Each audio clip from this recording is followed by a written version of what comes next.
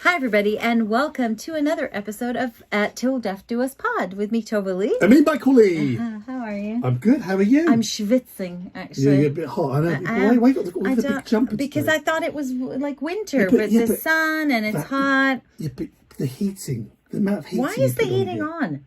I'm asking you, why have you put the heating on? I didn't put it on. Oh, Yes. So, how's everybody doing? I hope everybody's having a good week wherever you are tuning in from. We have an amazing episode for you today. I feel like we've been interviewing some really, really interesting people, mainly women, by the way. We haven't interviewed one man. I just realized that. We haven't had one man on the show. Disgraceful. I know. So sexist. Really, I know. But we really have some amazing, have had some amazing guests. And we have another amazing guest today. Yeah, well, today we've got Emma Sayle, founder of Killing Kittens, CEO of it. One of UK's leading sex entrepreneurs. Launched 15 years ago. It's got over 160,000 members across the world. Worldwide. Sort of the forefront, really, of female sexual liberation. She's been all over the papers, international media, TV shows, radio, corporate talks. She also has SafeDate, an app to help protect online daters. The Sisterhood, which is a philanthropic division that raises money for female charities. But Killing Kitten, right, is probably one of the world's most exclusive sex parties kind of platform, isn't it? Yeah, so, but run for women. Yes, for women, by women, but there are men at the parties. Well, just for anybody like going, oh, is it just women there? So but all about women empowerment and women taking control and owning their own sexuality. And we'll ask about how it works. Yes. Don't worry, if you're already thinking, oh wow, how does it work? Don't worry, we're going to ask about how it works. How do women? How are they in control and power? What do you mean? How does it work? I know how the actual act works. How does it work? I know how sex works. Okay. I've seen it in a book. Okay, should we invite Emma to join us now? Let's do that. Let's do that. Welcome to the lovely Emma Sayle. Yay! Thanks for having me. Hiya. Thank you very much for joining us. It's such a pleasure. I actually can't believe it took us so long to have you as a guest on our podcast. That's like our bad. I know, I think it's because we just chat in general and then we just sort of assume that we've both been on each other's podcasts and then we go, no, we haven't actually. Maybe we should.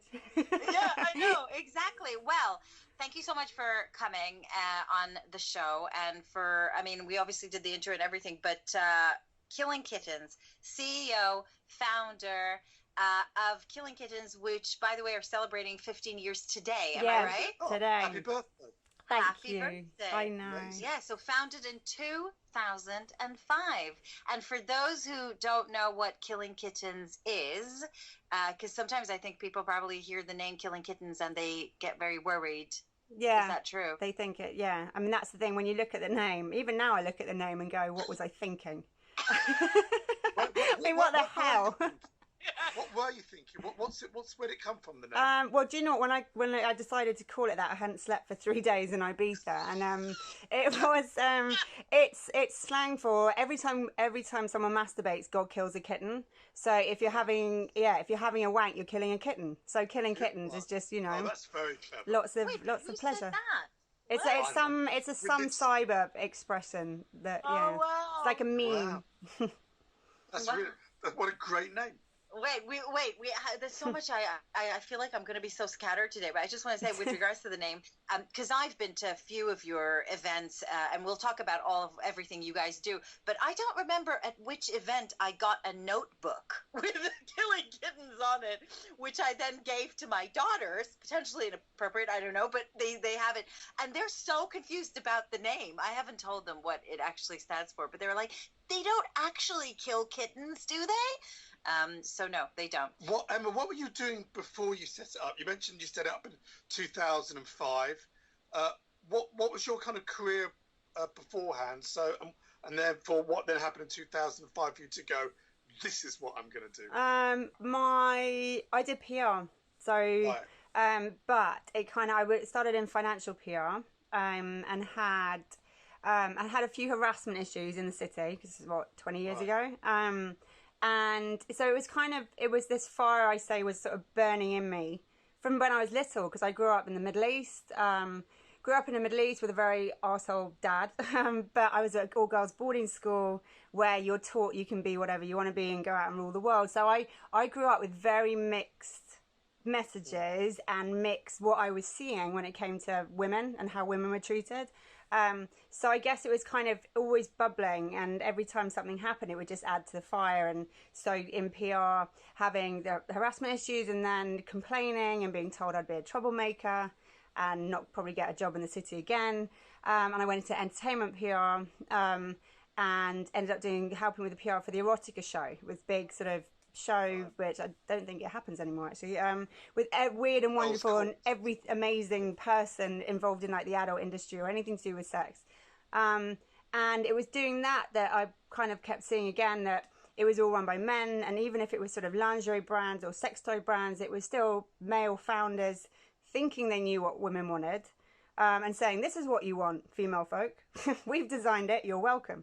And it was it just kept fueling, and the double standards just out and about, because I was early 20s and just sort of dating, and that kind of the feeling I had, that embarrassment or the guilt or the shame you felt, you know, when you're out and you kind of, and I remember, you know, you'd get close to going all the way with a guy and you'd stop yourself, because that difference between actually having sex and not meant that you were, you know, you were still keeping all your kind of, you know, not virginity, but your kind of holier than thou appearance. Yeah. And when you look at it, it's ridiculous that one little act can turn you from a sinner to a saint, or saint to a sinner. And whereas men everywhere around me were they had one night stands, they were legends and high-fived and no one cared, and that big slut shaming going on. And in 2005, 2004, Sex and the City came out.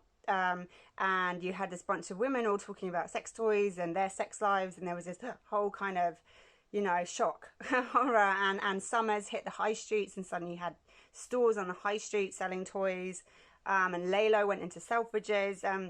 So this kind of, in society, this kind of bit of a buzz around female sexuality going on, and it was sort of, and that's it, and it kind of, I had this anger of watching what was going on around me, and I wanted to do something.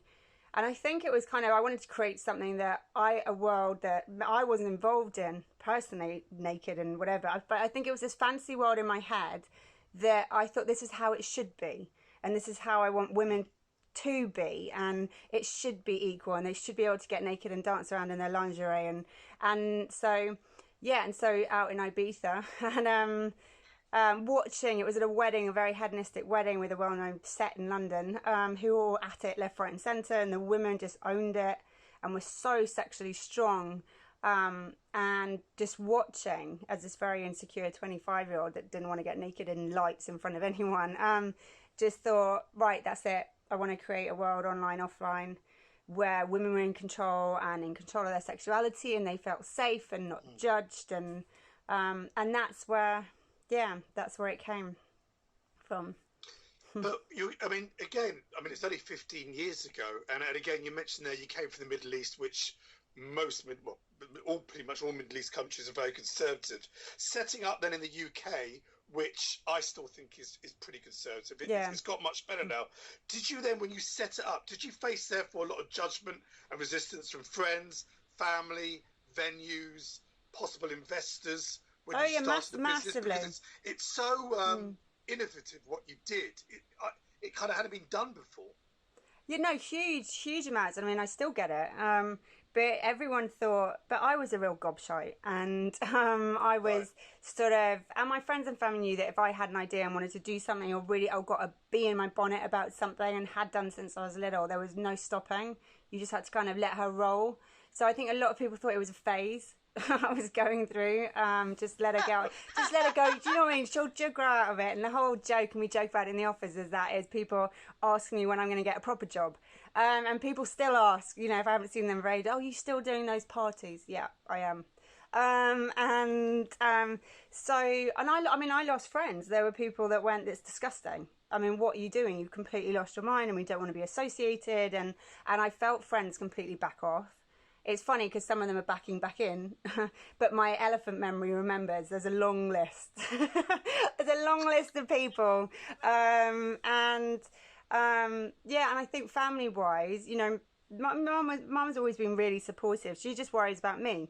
That's the thing. She gets what I'm doing and has always got it, but has worried about how people would treat me and the abuse I'd get and the backlash I'd get. And so that's, you know, that's always been her worry on that front. But I mean, it still goes on. It's better. It's way better now, but there's still so many people and businesses that don't want to be associated, or, you know, members are, you know, often be like, oh, well, I can't be seen. I've got this big job. I can't be seen to be involved. And you go, why not?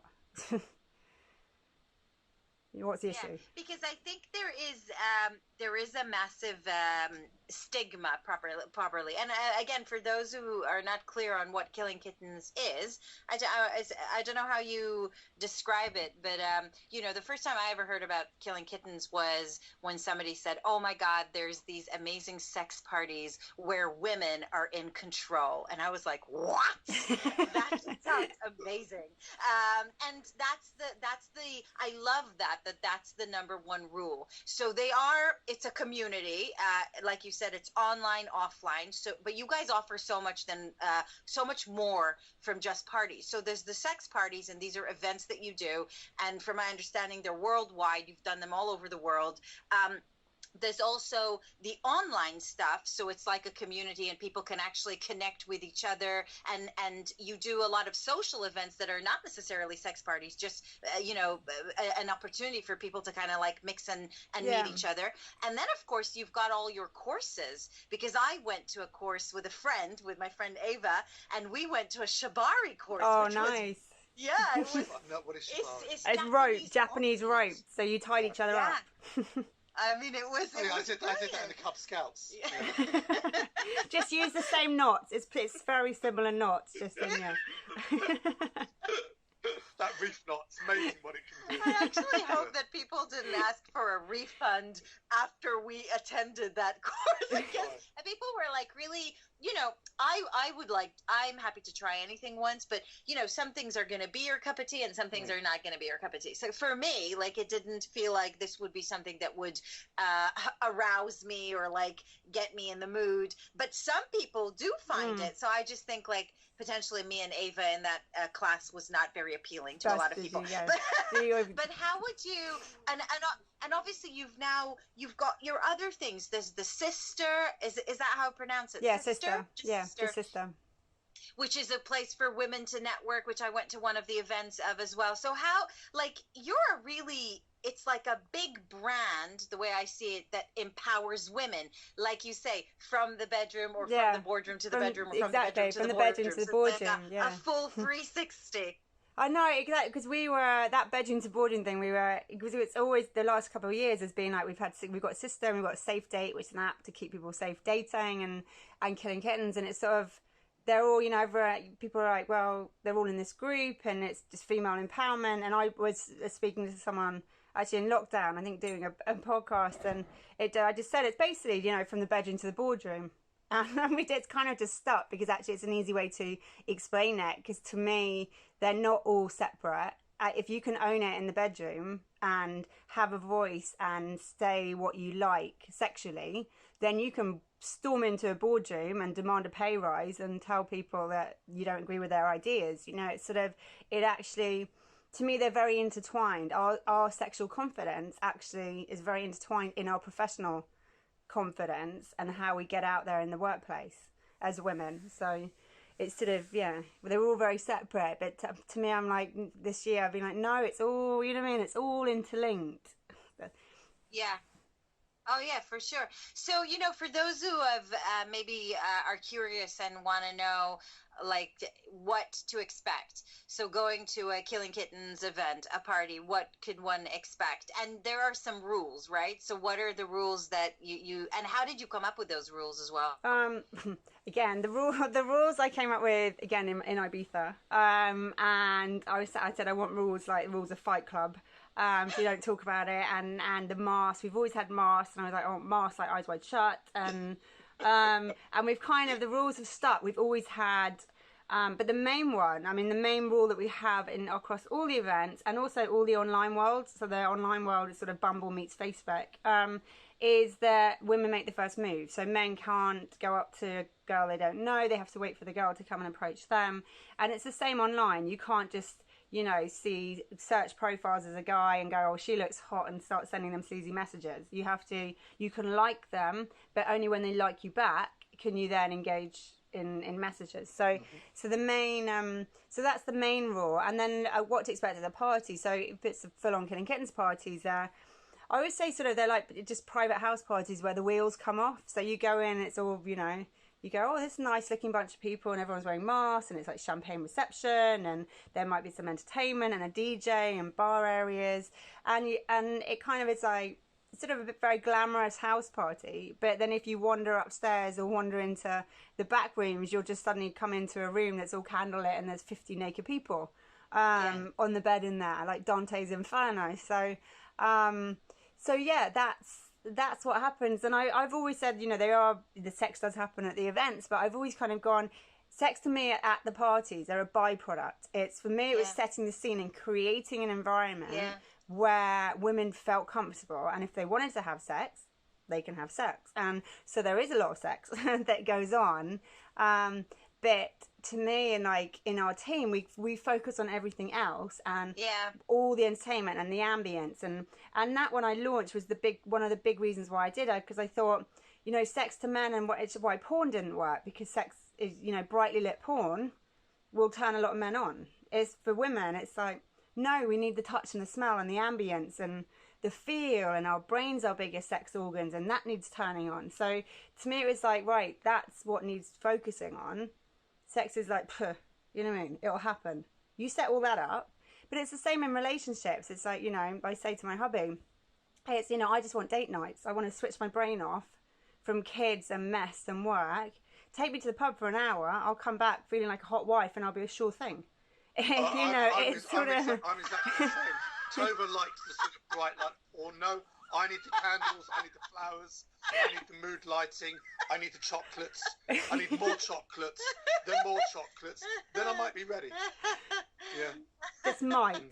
So I'm interested, like, in terms of like, you know, again, I think there is a stigma, and probably people, I don't know, might think that, oh, it's just single people or young people or a certain age bracket or a certain whatever.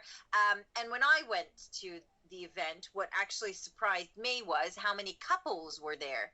It does seem like something couples like doing together. So did that surprise you? Is that no? True? I mean, to be honest, it didn't surprise me, because when it first launched, it was pretty much all couples coming, because, you know, 15 years ago, for single women to go out to an event like this was sort of a massive no. So what was back then was probably 95% couples. Now, 15 years on, it's kind of, we have to actually cap the number of single girls. So we'll have a party of 250 people and we'll cap single girls at about 90 and the rest are couples. So it kind of keeps it balanced. So you get couples with, I think what's happened a lot with couples coming is, and the way women's sexuality has kind of exploded, is this allowance that women are naturally bi-curious. I've always said it since day one, and people used to laugh at me. I'm like, no, there's a sexuality spectrum 1 to 7, and women are very 3, 4, 5. That's like fact. That's scientific fact. And I'm like, I don't know one girl that hasn't thought about what it would be like to kiss another girl. And, you know, I used to say it, then people were like, bollocks, and then they'd have a couple of glasses of wine, and then they'll be like, well, actually, I have thought about, you know, and I'm like, that's why we check, you know, women check out women way faster than men check out women when you're walking down the road. It's just the way we are. You used to do, I don't know if you still do that, but you do women-only parties. We've got, it's called the Clitorati. So it's like female-only events, and they're doing really well, and we've kept them going in lockdown. So we've had some virtual ones. They've been fun. I was going to ask you about lockdown, because obviously you know, physical interaction now is something that, like, the world's changed so much in the past year. and that's a massive part of the business, is these physical interactions and in real life. So how have you guys adapted? I mean, well, there is a massive gaping hole in our revenue. I'm not gonna lie, but within like week one, we were, and a lot of people didn't realize we're considered a tech business, because over 50% of our revenue comes from our online world. And we spent the last 3 years building a new app, a new platform that was always launching this summer. And since January, we'd started moving all our education workshops into online webinars and masterclasses. So that was already happening. We just suddenly moved all the education side within a week. Everything then suddenly became, so we're doing like 2 a week on the education side of things. And from week one, we launched these house parties, Zoom obviously, Zoom house parties on a Friday night, and we've been doing them every weekend.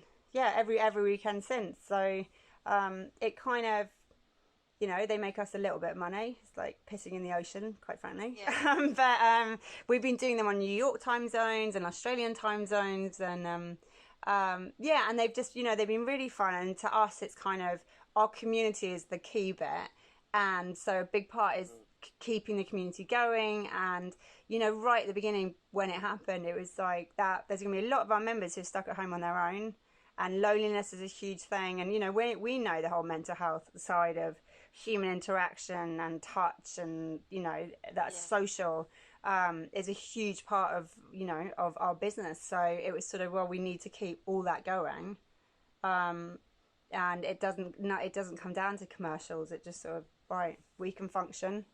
We're kind of an agile, very agile kind of crew anyway. We work from home a lot. We've got developers all over. Most of our team don't even live in London. Half of them don't even live in England. So we're used to operating on different time zones. So actually that whole digital virtual world, we were very much used to operating in. So we went from being sort of, 50-50 to 100% digital, which was fine, because we know how to do it. We've always done it. We've been doing it for years. And then the whole new platform launched this summer. So that's all gone up membership wise. So just got to get on with it. I wanted to ask you also about the Sisterhood, which is the charity that you set up for effectively to raise money for female charities through extreme sports and challenges. Was that another thing you dreamt up in Ibiza? No, but it was the same. It was the same year. I think I basically had a year of just going, right, fuck it, a bit of a quarter life crisis. I think age like 24, 25, and I always loved my sport. And there was another crux in the early 20s, as I looked around and all the guys were kind of still members. They could be members of rugby clubs and stuff, and they went out and played golf, and men were much better at kind of keeping their boyfriends and having that. Women kind of hit London, and suddenly it was all sort of working and finding a man, and I just missed that. I was a real team sport person at university, and I missed that. And I started doing some like adventure races and things, and getting some girlfriends together, and we met this group of guys who were giving it the big macho chat about how they'd done a race, and their team was the Brotherhood, and we were in the bar, and they said we want to go across the English Channel, and I went, okay, I'm going to launch a Sisterhood and we'll race you across. And that was after a couple of bottles of wine, and then I woke up the next morning, and I'm the sort of person that once I've said I'm going to do something, that's it. There's no, so it started like that first year, racing these guys across the English Channel. We lost by 11 minutes, which I think is a really good, I'll take that. Starting like that. And then the bit I loved that first year, it was so full on training for that race. I didn't like that bit.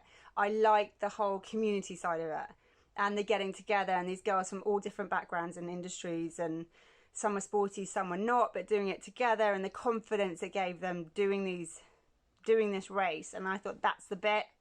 Again, it's kind of the empowerment thing of like, that's the getting people who aren't really very confident at all to realize actually how much they can do and what they can do when they really get involved. And it was that bit. So the Sisterhood became a thing, and every year we've done 1 or 2 big races around the world, and we always have a big ball, and we raise money for various like women's and children's charities. So yeah, it's been fun. That's kind of I think it's been my, selfishly, like my support group really on that side. I'm just gonna go back to Killing Kittens again. I'm sure there's a lot of people out there listening who are very curious, but also like quite I don't know, maybe kind of scared or intimidated, or so I just want to say again, from my personal perspective, and this is really my personal perspective because we didn't know each other. I wrote an article about the class that I did, and I researched you, and I read sort of like why you started. What I loved was the backstory, and everything that's come across today as well, and everything that you say and do is where it came from. And it really did come from a place of wanting to empower women and recognizing that there was a double standard, which I absolutely agree with, and just taking control and ownership over that, and not apologizing for it. And I think it's just so fabulous. And for anybody who's like a bit scared, the other thing that was really apparent to me when I did go to the event was it was so diverse, you know. As a 40-plus-year-old woman who's not a size 0 and has a massive C-section shelf, and wasn't even so sure that I look good in lingerie or could possibly look good in lingerie, you know, in a sex party, I felt fantastic. And I think that's a real you did that, you know, like Thanks. You did that. And there were women there from all age groups. There were women there from all different body types. There was a really good, diverse kind of feeling, and everybody, you could tell, felt fucking amazing, you know, and that's great. And I think that's fantastic that you did that. I don't know how you did it, but you did it. I don't know. Do you know, I'm Aries as well, and I just kind of, everyone always guesses what star sign I am. I just kind of, I get a bee in my bonnet and head down and ignore the white noise, and the more haters I have, the more I just go, fuck you, I'm going to prove you wrong. So I think it's just, that's my personality. So I just question everything. Yeah, so that's sometimes I look back and like now, today's one of those days because it's 15-year birthday, and just go, what the hell? What? How, what, and why? And yeah, and just crazy. But it's been amazing, like roller coaster of 15 years. And do you ever get moms at the pickup go, ooh, you know, kind of like trying to find out a bit more? Well, do you know what? They've just started, because actually my oldest is 6, so he only started school last September, and we knew it. We'd always joke. So we got 3 littlies, but nursery's fine because you don't really. And we knew when they started to hit school, it would start, and it's a Church of England primary school. But actually, what's been amazing is that most of them are really supportive. I've heard some rumours, you know, that there's someone having sex parties in their hot tub in Thameside, and that's because that's where we live. That was within a few weeks. So like, yeah, there's a mum, and I'm like, yeah, no, if you've seen our garden and the 3 kids in our house, there's no chance in hell that there's any parties happening, and I wish. So there is. And then a dad about a month ago actually he said, I think, because we were having a conversation, he was asking my husband what he did, and then there's that, I always know when people know what I do, because they swerve asking me how work is or what I do, and so he kind of asked him and asked someone else, and then he got started, he looked at me and went, I think I know what you do. I went, oh really? And he'd been out with some of the dads in a pub who'd been talking about it, and going, well, you know her, we see you talking to her at the school gate. And he was like, what are you talking about? And he said, they showed me the picture, and I was like, what? So there is, but everyone's really cool about it, and they get it, and it's not like, you know, it's not like it was 15 years ago. So yeah, it is quite funny. I do know some of them know, because there are some mums who you just know, they give you the look of like complete disgust. So yeah, but whatever. And I can imagine people And I can imagine people probably thinking that it's like you said, you know, there's a separation between you, the personal, like you, the person, and your business, you know, and what you believe in doesn't necessarily mean that you participate. And I know that you don't. Yeah. So, you know, I'm sure that people sometimes mix the There's two that, up. yeah, there's this I always joke, there's this assumption with what I do, and I say it to some of the, you know, the mums and dads and stuff, that I'm going to jump the husbands or I'm going to nick the wives. So either way, I'm literally that woman that is going to ruin your relationship. Yeah, there is a kind of with people, and I jokingly, there were some mums coming around this week. Well, one dropped a kid off to play football in our garden. And I was like, I'm going to sit in the hot tub and have some wine if you want to join me. And I did a side note, and I went, just for the avoidance of doubt, I will not be trying to jump you. There's always, I always feel like I have to give a bit of a side note sometimes. That, you know, I'm asking you out for dinner as a couple. It does not mean that me and my hubby want to swing. I'm sure people get confused. Okay, so for anybody who's interested or curious or wants to know a little bit more, obviously Killing Kittens, where can they find you? Where can they find Killing Kittens? Where should they go? Well, I mean, to be honest, with a name like that, it's a pretty easy Google. So Yeah.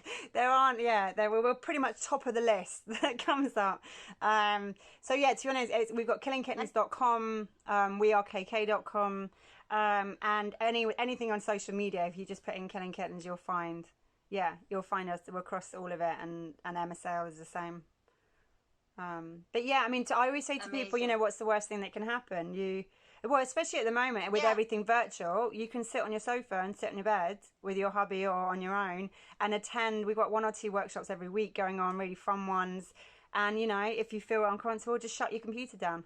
You know, it's kind of, what else you got to do at the moment, because you're not allowed out. So have some fun. Amazing. Emma, thank you so much for joining us today. Thanks for having me. Love talking to you. Thanks. Well, that was brilliant. Amazing. So good. Such a good guest. Again, if you didn't write it down or whatever, killingkittens.com. Find out more about their parties, everything they do, all the online stuff as moment as well. You can sign up for the SISTR app. That's SISTR app. Would you go to a party? To women Would you go around to a the party world? with Would me? I go to a party? You know what? In for a penny. You would? What does that mean? Is that yes? I'll have a look. Wait, because when I went to I went to one of their. Yeah, you were invited. Yeah, was a bit... It was the what was it called? Cabaret? No, was it a cabaret or cabaret? But it was like a nice fizz. Wait, it had food. You came. You had a nice meal. You saw a show, and then if you wanted, you could go to the back room and have an orgy. We talked about this on a previous show. Yes, tell me. The reason I didn't go initially was I have an image of a certain type of person that goes to sex parties. I'm sure wow, so rude. Can I finish? How rude? What does that mean? When I ran my club in the West End of London's glittering back in West the End, day, wonderful club. We had a swingers. Yeah, it was a kind of S&M type club. And I couldn't believe how normal and everyday people were. It was just a bit. I just. What are you saying? That that's not normal? No. Different pleasures for different people. Hello. Anyway, when you came back from it and told me what it was like, it was very civilized. And as we just heard from Emma, it goes on upstairs. You don't need to go upstairs. You don't need to. It's not compulsory. But of course you do go there. I found it very. And more importantly, you said the food was particularly good. The food was very good. If the wine was superb. Good, I'm in. Yes, exactly. I had a great time. I was stuffed. I don't know how anybody could have sex after that meal, to be honest. How you're stuffed. Oh my God. You're stuffed before the food or after the food. It was like a 3-course meal, and I had the dessert and I had the wine. I was like, oh God, you know. Plus, can I just be honest here? I wore my Spanx, like the granny pants, the really tight ones. Like, if I wanted to take them off, what were men wearing? Suits. So the men were wearing suits. It was very smart. Right. I don't dress in some sort of gift. Ladies were all in lovely cocktail dresses. I hope this is okay to say. Like, maybe it's a secret what actually goes on in there. I don't know. But it was very, very smart. Very elegant. And then if you went like to some back rooms, it was not so smart. But it was really good. Yeah. I thought it was fantastic. And I would totally go again. I think it's a great night out. I think we should go together next time. Totally. So yeah, so if you're interested, guys, killingkittens.com. And there we go. that was it. Yeah. Great show. Great show. Hey, guys, let's do it again. Let's do it again Do it next again. week. This Next is great. week. Okay, bye everybody. Bye.